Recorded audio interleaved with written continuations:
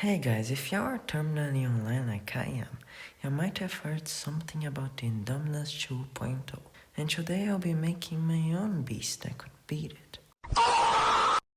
As you might be able to tell because of the thumbnail, the first contributor is an extinct crocodile morph, specifically Deinosuchus. There are 3 reasons why.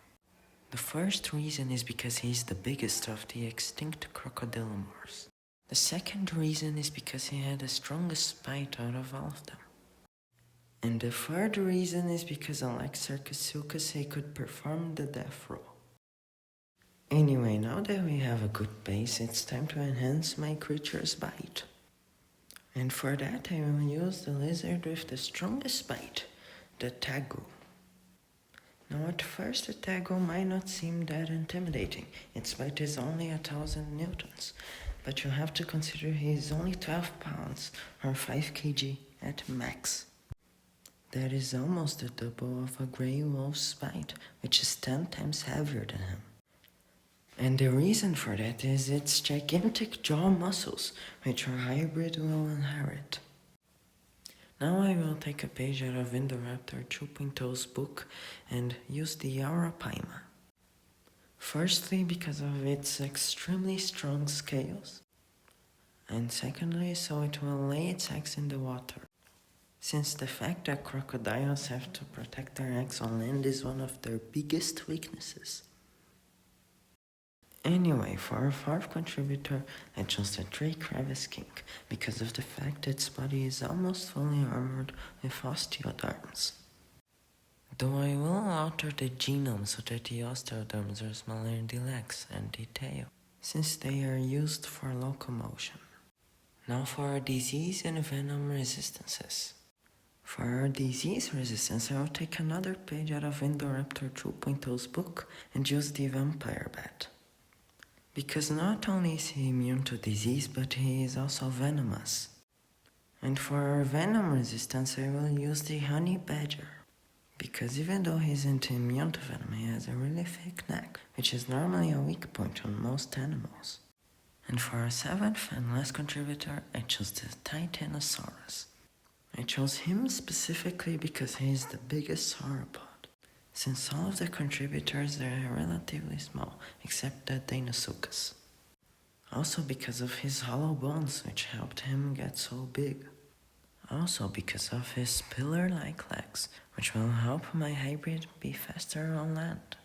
Now my hybrid is complete, with it being 60% Deinosuchus, 10% titanosaurus, 8% arapaima, 7% tree crevice skink and vampire bat, and 4% honey badger and tegu. Now, with all of that being said, this is water. And this is a scatter sheet. Anyway, now it's time for miscellaneous facts that I just didn't feel like telling you before. Like the fact that his growth rate was also borrowed from the titanosaurus, which grows really fast when he is young but then starts growing slower. Also his proportions, which are 18 meters in length, 2.9 meters wide, and 3 meters tall.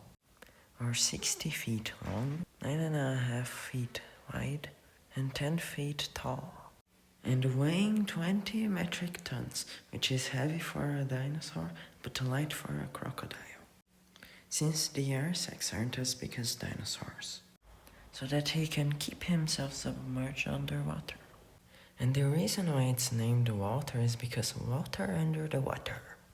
Also, his scientific name is Tenotitan inexpugnabilis, which means the impenetrable terrible titan.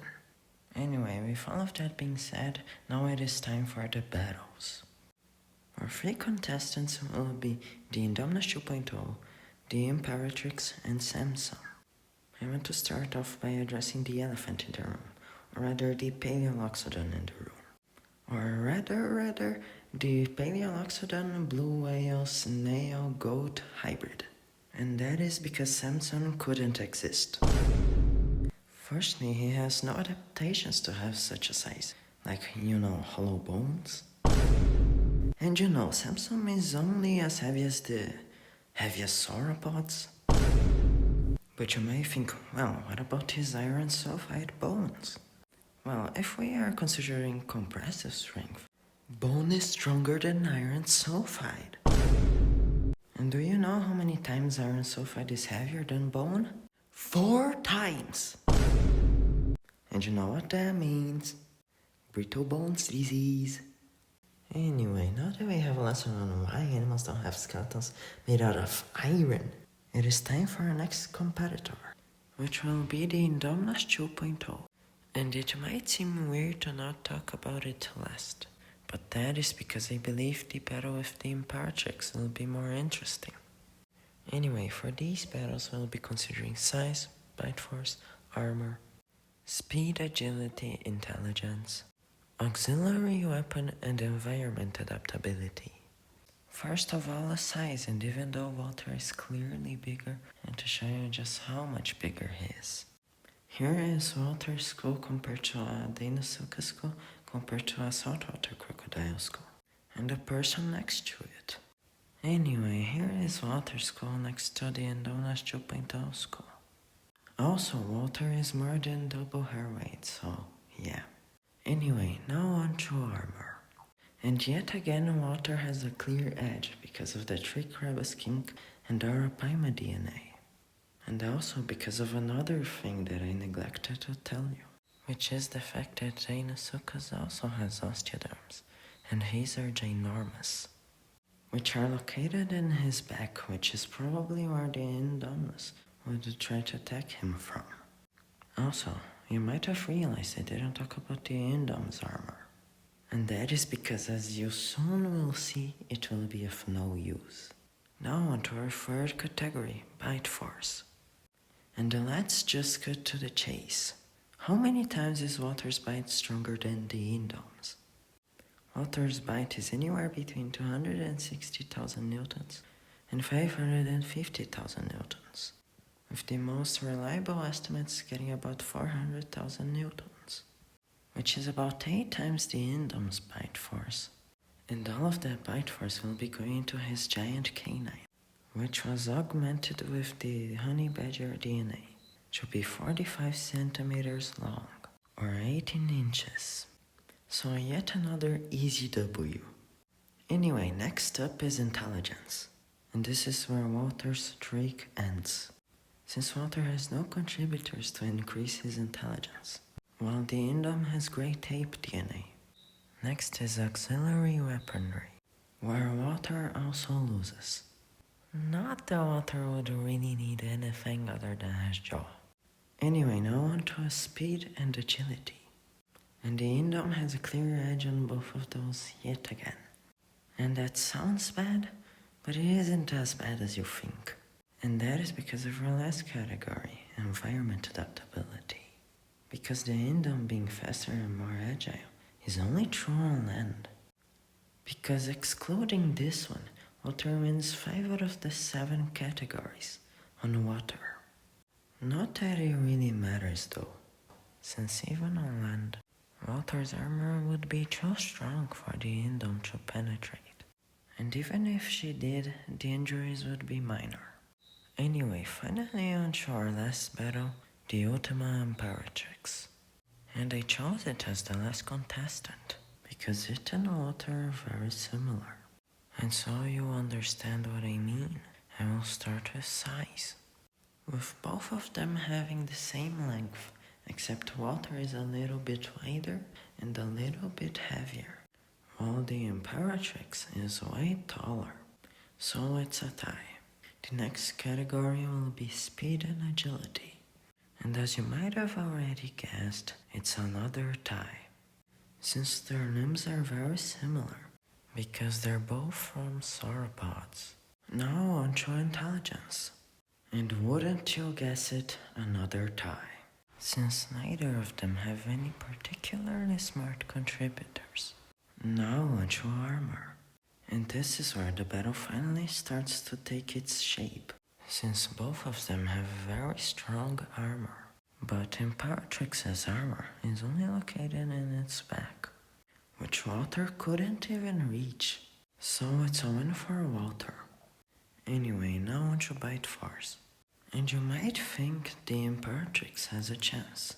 But no, and it isn't even close. Because even though both of their bite forces are augmented with bigger muscles, it doesn't change the fact that the Deinosuchus bite is already 2 times stronger than a T-Rex bite. And Deinosuchus was lighter than a T-Rex, while Walter is heavier than the Imperatrix. So Walter has a very clear edge. Next up is auxiliary weaponry, and I don't feel like I have to explain why Walter loses. Anyway, now on to environment adaptability. And everything that I said about the Indo matchup is true for this one too. But could Walter even drag the Imperatrix to the water? Because if you don't know how crocodiles hunt, they basically bite down their prey and then try to drag them onto deeper water, where they can perform the death roll. And saltwater crocodiles can even drag cows, which are only slightly lighter than them. So I guess that answers our question. And if you're still unsure, just know that the Imperatrix might already be dead. And that's because Walter's enlarged canine isn't just for show. It's so that he has a higher chance of puncturing important parts of the body. And that's especially true if he bites the neck of the Imperatrix. And with that being said, I can finally say that Walter is the strongest hybrid, by far. In fact, there are some famous hybrids that I didn't even include, like Hank, which was already roasted, or Primatus Rex, which really bruh. But I don't want you to spread hate or anything. In fact, I like all of these hybrids. Like if Madame Mesozoic didn't drink so much mammalian supremacy juice, he definitely could have cooked. And Hank's already getting a 2.0, so he's already getting redemption. Also, I find it funny that Primatus has a giant weak point in his back. And if you reached this far into the video, you might as well hit the like button and subscribe. And well, with all of that being said, this was all that I wanted to say about my hybrid. So bye bye!